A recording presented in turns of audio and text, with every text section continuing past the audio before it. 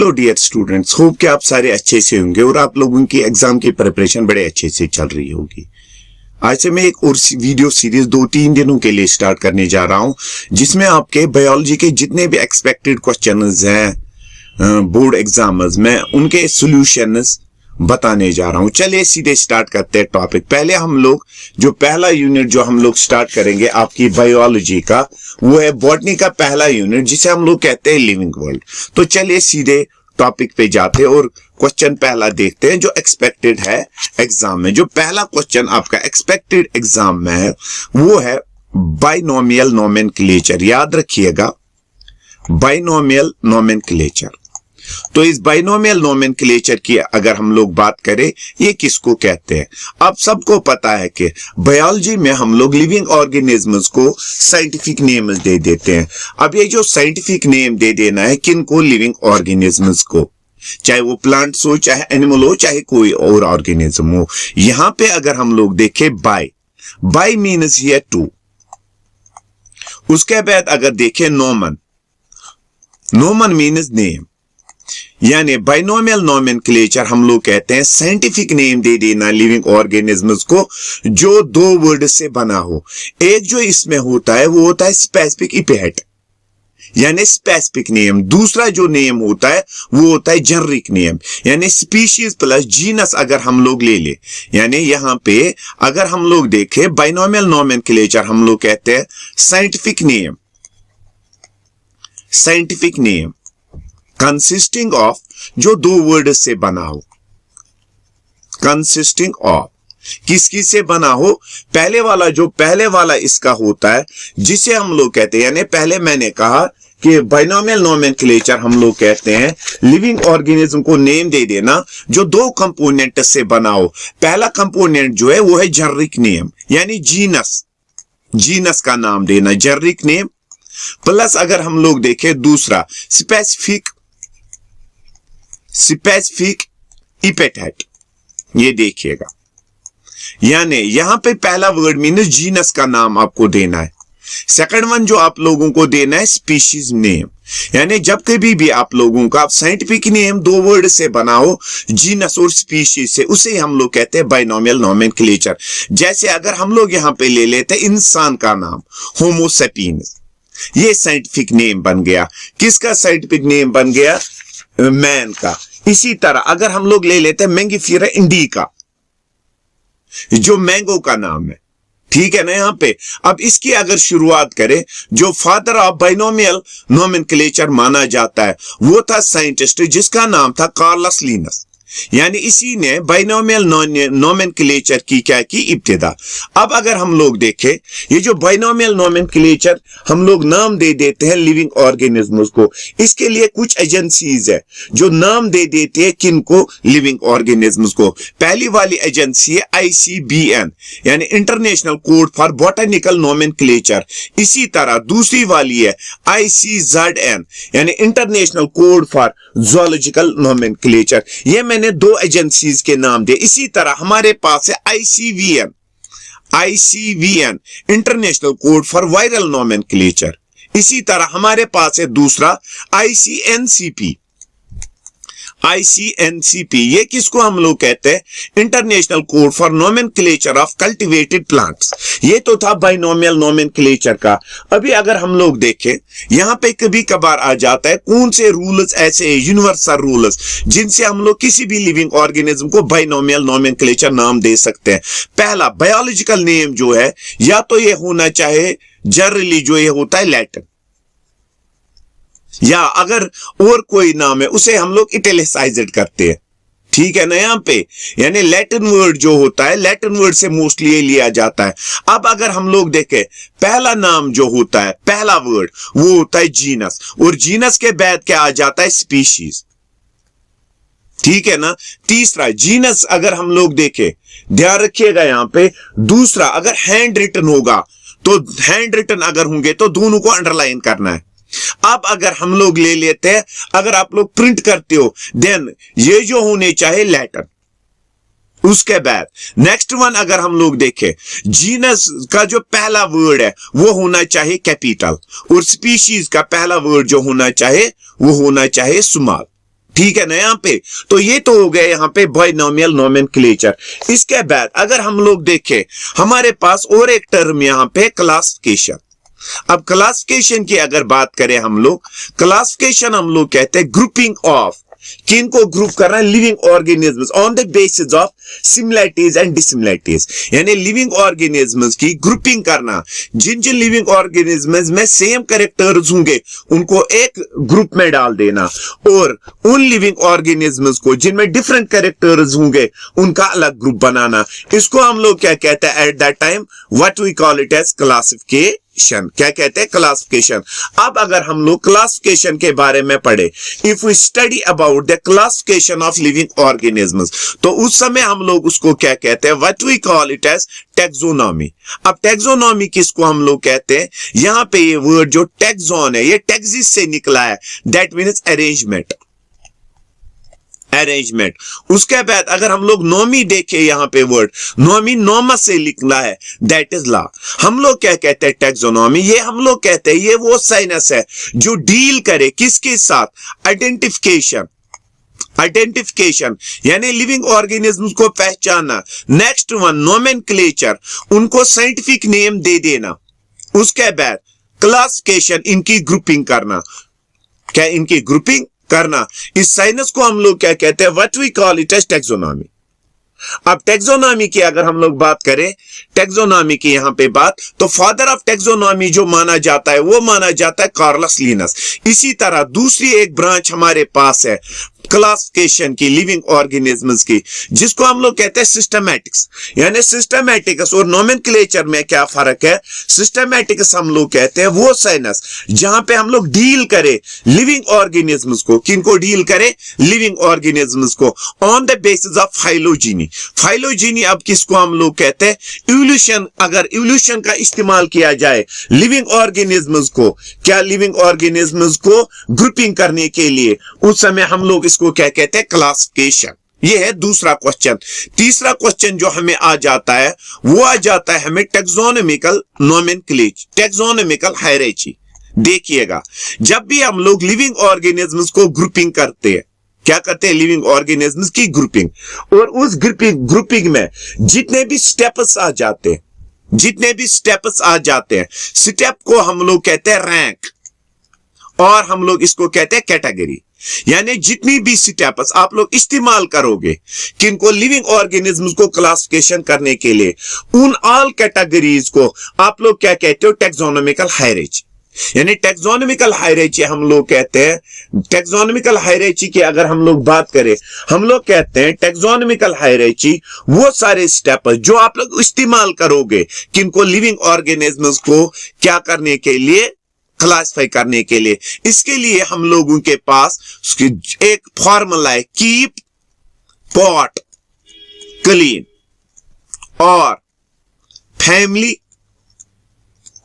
Gets सिक। यह है 7 category, 7 टैक्सोन्स। Keep kingdom, याद रखिएगा, पॉट फाइलम, यह है बेसिक कैटेगरीज। सी क्लास, ओ ऑर्डर, एफ फैमिली, जी गेट्स का जी जीनस, और सी का एस स्पीशीज। अब देखिएगा क्या आ जाता है, हाईएस्ट कैटेगरी जो है, हाईएस्ट कैटेगरी जो हम लोगों की क्लासिफिकेशन में है वो है किंगडम, और लोवेस्ट कैटेगरी जो है, लोवेस्ट, वो है हम लोगों की स्पीशीज। यानी ये जो यहां पे है किंगडम, फाइलम, क्लास, ऑर्डर, ये सारी की सारी क्या है यहां पे, ये है स्टेप्स हम लोगों के। अब सबसे पहले स्पीशीज, स्पीशीज की अगर बात करें, इसको क्वीन किया था जॉन रे ने। सपोज अगर आप लोग ले लोगे हॉर्स और मियर, इन दोनों की आप लोग मैटिंग करवाओ, मैटिंग करने के बाद, ब्रीडिंग करने के बाद यहां पे इनका ऑफस्प्रिंग पैदा होता है। स्पीशीज हम लोग कहते हैं 2 ऑर्गेनिजम्स को जो ब्रीडिंग करके अपने ही जैसे ऑर्गेनिजम्स को प्रोड्यूस करे, उन्हें हम लोग क्या कहते हैं, स्पीशीज। उसके बाद दूसरा वर्ड जो हम लोग ले लेते हैं, जीनस। अब जीनस किसको कहते हैं, एक से ज्यादा स्पीशीज जिनमें सेम कैरेक्टर्स होंगे। क्या होंगे, सेम कैरेक्टर्स। कैरेक्टर्स, उन्हें हम लोग क्या कहते हैं, जीनस। जैसे हमारे पास एक है सोलेनम, सोलेनम टिब्रोसम, ये पोटैटो का साइंटिफिक नेम है। इसी तरह अगर हम लोग ले लेते और एक सोलेनम मेलोनगीना, ब्रिंजल जिसको हम लोग कहते हैं, सोलेनम, ध्यान रखिएगा यहां पे मेलोनगीना। यहां पे देखिएगा ये पोटैटो अलग प्लांट है, ब्रिंजल अलग प्लांट है। जब कभी भी डिफरेंट स्पीशीज में सेम कैरेक्टर्स होंगे उन्हें कहते हैं हम लोग जीनस। इसी तरह फिर जीनस के बाद अगर हम लोग ले ले फैमिली, जब डिफरेंट जीनसेस में सेम कैरेक्टर्स होंगे तो फैमिली बनती है। इसी तरह ऑर्डर, जब डिफरेंट फैमिलीज में सेम कैरेक्टर्स होंगे तो ऑर्डर, उसके बाद क्लास।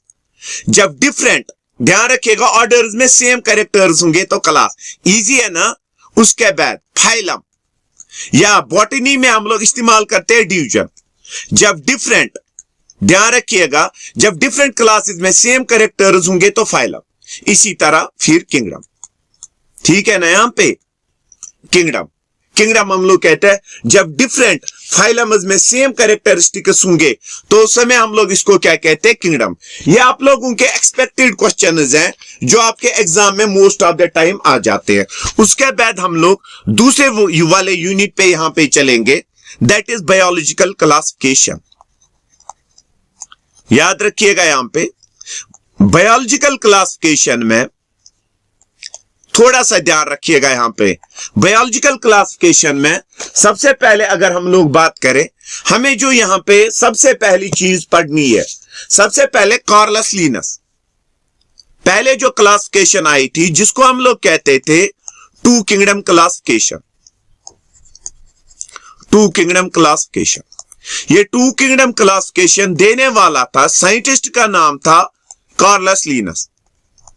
क्या था नाम? Carolus Linnaeus. इसने दो किंगडम्स बनाए थे, एक को नाम दिया था प्लांटे और दूसरे को नाम क्या दिया था, दैट इज एनिमिलिया। इसने क्या क्राइटेरिया लिया था? सबसे पहले क्राइटेरिया लिया था मोटिलिटी, यानी इसने कहा था जो भी ऑर्गेनिज्म एक जगह से दूसरी जगह मूव कर सकता है उसको एनिमिलिया में लिया जाएगा, और जो मूव नहीं कर सकते उन्हें प्लांटे में लिया जाएगा। Second one, mode of nutrition. इसने कहा था जो लिविंग ऑर्गेनिजम्स अपने लिए खुद खाना प्रिपेयर करेंगे उनको किस में डाला जाएगा? प्लांटे में। और जो अपना खाना खुद तैयार नहीं कर सकते उनको किस में डाला गया था? उनको डाला जाता है दैट इज एनिमिलिया में। लेकिन इसकी जो क्लासिफिकेशन थी उसके कुछ ड्रॉबैक्स थे। ड्रॉबैक नंबर 1 था, इसने यूनिसेल्यूलर और मल्टीसेल्यूलर को ये अलग नहीं कर पाया, ठीक है ना। यानी पहला क्राइटेरिया यूनिसेल्यूलर और मल्टीसेल्यूलर को अलग नहीं कर पाया। नेक्स्ट वन, इसने फोटोसिंथेटिक और नॉन फोटोसिंथेटिक जो ऑर्गेनिज्म्स है इनको ये अलग नहीं कर पाया। जैसे फंजे को इसने प्लांट्स में डाला जबकि वो एक सेप्रोट्रॉफ था, यानी इसकी वजह से ये जो इसका जो ये था, इसका क्लासिफिकेशन ऑफ लिविंग ऑर्गेनिज्म्स ये ज्यादा देर तक चल नहीं पाया। उसके बाद हमारे पास आई टू किंगडम क्लासिफिकेशन, फिर आई थ्री किंगडम क्लासिफिकेशन, जिसको थ्री किंगडम क्लासिफिकेशन को देने वाला था Ernst Haeckel. Four kingdom classification को देने वाला था दैट इज जिस साइंटिस्ट का नाम था कोपलैंड। उसके बाद हमारे पास जो है आई फाइव किंगडम क्लासिफिकेशन,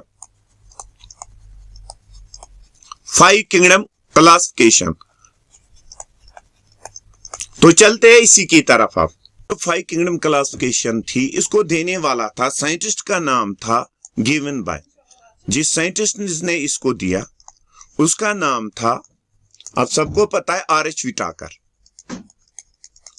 विटाकर। इसने इस क्लासिफिकेशन को दिया कब? 1969 में। अब सबसे पहले हमें देखना है कि क्राइटेरिया क्या इस्तेमाल किया। इसने जो क्राइटेरिया इस्तेमाल किया, टाइप्स ऑफ सेल स्ट्रक्चर, यानी इसने सबसे पहले सेल जो है किस टाइप की है उस बुनियाद पे इसने लिविंग ऑर्गेनिज्म्स को डिवाइड किया। इसने कहा कि कुछ ऑर्गेनिज्म्स हमारे पास ऐसे है, कुछ सेल्स जिनमें न्यूक्लियस एब्सेंट है, इनको अलग ग्रुपिंग की, उनको इसने कहा प्रोकैरियोट। वो दूसरे वाला जो क्राइटेरिया लिया, दूसरे वाला इसी पे इसने कहा कि कुछ ऑर्गेनिज्म्स ऐसे हैं जिनके पास न्यूक्लियस प्रेजेंट है, उनको अलग किया। यानी इसने प्रोकैरियोट्स और यूकैरियोट्स को अलग किया। दूसरा जो स्टेप लिया, level of organization. Level of organization में इसने देखा कि क्या ऑर्गेनिज्म एक सेल से बना है कि एक से ज्यादा। इसने अगेन अलग किया। किनको अलग किया? यूनिसेल्यूलर और मल्टीसेल्यूलर। यानी ये भी इसने क्राइटेरिया इस्तेमाल किया for classification of living organism. तीसरा जो लिया, मोड ऑफ न्यूट्रिशन। यानी इसने कहा यहां पे कुछ ऑर्गेनिज्म्स हमारे पास ऐसे हैं जो अपना खाना खुद तैयार करते हैं। उसने इनको डाला किन में? ऑटोट्रॉफिक। यानी वो ऑर्गेनिज्म्स जो अपना खाना खुद तैयार करते हैं उन्हें आप लोग कहते हो ऑटोट्रॉफ्स, और मोड ऑफ न्यूट्रिशन को कहते हैं ऑटोट्रॉफिक न्यूट्रिशन। इसी तरह वो लिविंग ऑर्गेनिज्म जो किसी दूसरे से अपने लिए खाना हासिल करे उन्हें कहते हैं हेटेरोट्रॉफिक। जो नेक्स्ट वन इसने चौथा क्राइटेरिया इस्तेमाल किया, वो इसने इस्तेमाल किया फाइलोजेनेटिक। यानी इवोल्यूशन की बुनियाद पे जिन ऑर्गेनिज्म्स के दरमियान सेम इवोल्यूशनरी हिस्ट्री थी उनको एक ग्रुप में डाला। उसके बाद फिफ्थ वन जो है रिप्रोडक्शन। क्या ऑर्गेनिज्म्स रिप्रोड्यूस करते हैं सेक्सुअली और एसेक्सुअली? लेकिन आपको तीन याद रखने हैं, type of cell structure, level of organization और मोड ऑफ न्यूट्रिशन। जब इसने इस क्राइटेरिया को इस्तेमाल किया, इस क्राइटेरिया को इस्तेमाल करने के बाद इसने दुनिया में जितने भी लिविंग ऑर्गेनिज्म्स है उनको इन्होंने, जो इसके किंगडम्स थे, इसको इन्होंने डाला। 5 किंगडम इसने बनाए।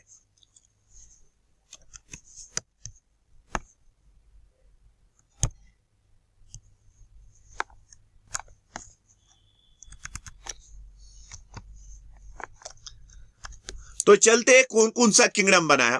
पहला किंगडम जो इसने बनाया वो बनाया मोनीरा। दूसरा किंगडम जो बनाया वो बनाया प्रोटिस्टा। तीसरा किंगडम जो इसने बनाया वो बनाया फंजे। चौथा जो बनाया प्लांटे।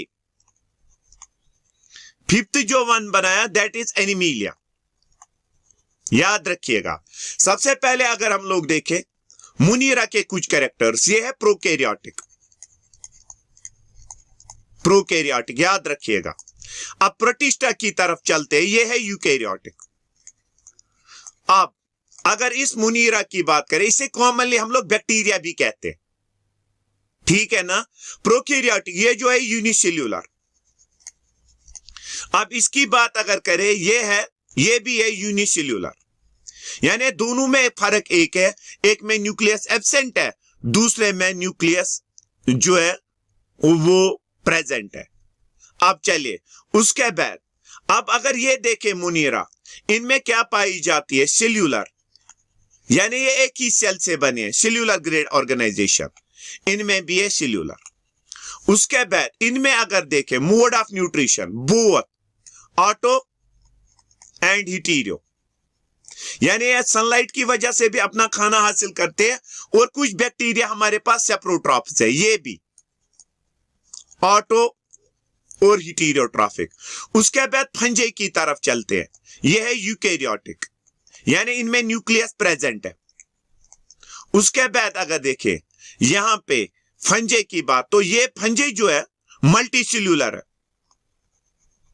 Accept yeast. उसके बाद अगर हम लोग देखें, ये जो है फंजे की बात अगर करें, ध्यान रखिएगा, फंजे की अगर बात करें, पहले का ये यूकैरियोटिक है, मल्टीसेल्यूलर है, ठीक है ना। उसके बाद हम लोग थोड़ा सा आगे चलते हैं। इनमें मोड ऑफ न्यूट्रिशन जो है ये है सेप्रोट्रॉफ्स। यानी ये डेड डिकम्पोज्ड मटेरियल से अपना फूड हासिल करते हैं। उसके बाद प्लांटे जो है ये भी है यूकैरियोटिक। एनिमिलिया भी है, ये भी है यूकैरियोटिक। अब इनकी बात अगर करें, ये है मल्टीसेल्यूलर। और प्रोकी एनिमल्स की अगर बात करें, दे आर आल्सो, यहां पे अब प्लांटी की बात करें, मल्टीसेल्यूलर अगर है, इनमें टिश्यू और ऑर्गेनिज पाए जाते हैं, यहां पे ये भी है मल्टीसेल्यूलर। उसके बाद अगर हम लोग देखें मोड ऑफ न्यूट्रिशन, प्लांट दुनिया में जितने भी हैं वो है ऑटोट्रॉप्स, फोटो ऑटोट्रॉप्स, और ये जो है ये है हेटेरोट्रॉप्स। ये तो कुछ जनरल कैरेक्टर्स मैंने बताए आपको, एग्जाम में सिर्फ इनमें से एक आ जाता है, ठीक है ना। यहां पे ये तो था, यहां पे अगर हम लोग बात करें जो हमारे पास एग्जाम्पल जो थी वो थी यहां पे ये मुनीरा प्रोटिस्टा फंजोर प्लांट है। उसके बाद हम लोग थोड़ा सा आगे आप लोगों को ले जाते हैं इस वाले क्वेश्चन में, वो है जो कभी कभार आप लोगों को क्वेश्चन आ जाता है, वो आ जाता है वायरस। अब वायरस किसको कहते हैं? यहां पे आप लोग ले ले डीएनए, यहां पे ले लेते आरएनए, ये है डीएनए, ये है आरएनए। अब इनके बाहर प्रेजेंट है प्रोटीन कवर जिसको कहते हैं कैप्सिड, इसके बाहर भी है प्रोटीन कवर कैप्सिड। अब देखिएगा वायरस हम लोग कहते हैं कि ये वो लिविंग ऑर्गेनिज्म्स हैं, ध्यान रखिएगा, ये वो लिविंग ऑर्गेनिज्म्स हैं जो दो चीजों से बने हैं। किस किस चीज से बने हैं? एक तो बने हैं ये वायरसेस की बात करें, एक तो बने हैं ये डीएनए आरएनए से, न्यूक्लियो प्रोटीन। अब न्यूक्लियो यहां पे है डीएनए या आरएनए, और प्रोटीन जो यहां पे है वो है कवर। अब वायरस हम लोग कहते हैं लिंक है, जिस्म के बाहर है, नॉन लिविंग है, और जैसे ही जिस्म के अंदर जाते हैं तो ये क्या करते हैं, वहां पे इनकी अगर हम लोग बात करें, ये उस समय कन्वर्ट हो जाते हैं वहां पे लिविंग में, रेप्लिकेशन करते हैं। जैसे हमारे पास एचआईवी है, जैसे हमारे पास कोरोना वायरस है। ये किसकी बात होगी? सिंपलेस्ट डेफिनेशन आ जाती है हमें, किसकी आ जाती है? वायरस की, ठीक है ना। यानी वायरस हम लोग कहते हैं these are the particles containing the protein and genetic material. उसके बाद अगर हम लोग देखें वायरॉइड्स, 1971 में टीओ डाइनर एक साइंटिस्ट था जिसने कहा कि दुनिया में वायरस से भी छोटे कुछ ऑर्गेनिज्म्स हैं जो पोटैटो स्पिंडल ट्यूब डिजीज करवाते हैं। इसने क्या कहा? यह सिर्फ आरएनए है, यानी आरएनए बीमारी करवाता था। कौन सी बीमारी? Potato spindle tuber disease. इस जेनेटिक मटेरियल को, आरएनए को क्या कहा गया उस समय? वायरॉइड। यानी वायरॉइड हम लोग कहते हैं कि आरएनए जिसका मॉलिक्यूलर वेट कम हो और लिविंग ऑर्गेनिज्म्स में डिजीज करवाए। इसी तरह हमारे पास और एक है प्रियॉन। प्रियॉन भी है, यह है प्रोटीनेशियस पार्टिकल जो सीआर जैकब डिजीज करवाता है। ये तो थी यहां पे वायरस की बात, ठीक है ना। ये था हम लोगों का आज का छोटा सा टॉपिक। होप कि आप लोगों को टॉपिक अच्छा लगा हो। अगर टॉपिक अच्छा लगा हो तो लाइक, सब्सक्राइब और शेयर करना ना भूले। शुक्रिया।